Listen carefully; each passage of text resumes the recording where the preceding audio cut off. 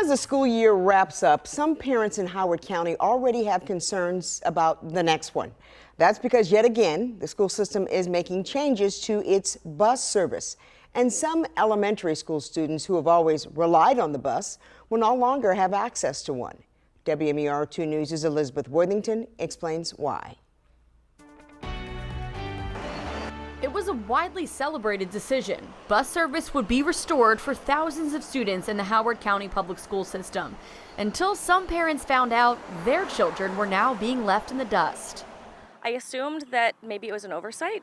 Let's rewind to the 2023-2024 school year. The school system increased the distance a student needed to live from school in order to qualify for transportation.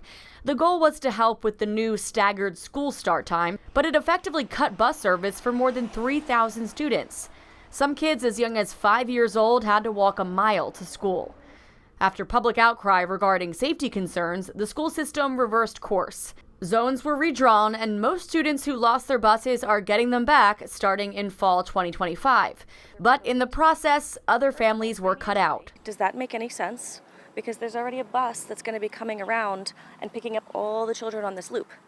They're just not going to stop for ours. Colleen Kirby Shanks lives in a townhome community off the busy intersection of Meadow Ridge Road and Old Stockbridge Drive. Her 9-year-old son attends Bellows Spring Elementary School. He's always taken the bus, but this year his address falls just outside the boundary.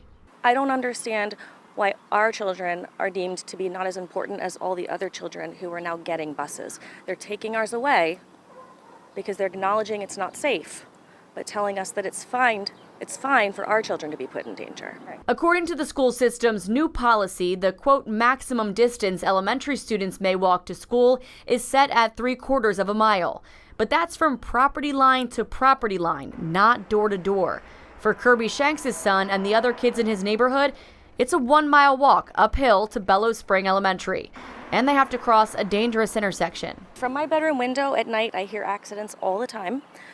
Cars coming around to make a right or a left, they don't see the walkers in the crosswalk. In response to her concerns, the director of student transportation told Kirby Shanks that her property line is approximately 0.67 miles from the schools, and that, quote, pedestrian safety improvements and the addition of a crossing guard were factors that contributed to this decision.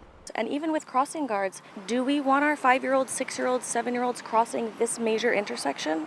Not only is it this main intersection, but there's crossing 5 additional streets. The school system is allowing parents to submit an appeal if they're concerned with the changes for next school year. But Kirby Shanks says it sounds like the school officials already made up their mind, at least for her neighborhood. In Howard County, Elizabeth Worthington, WMAR 2 News.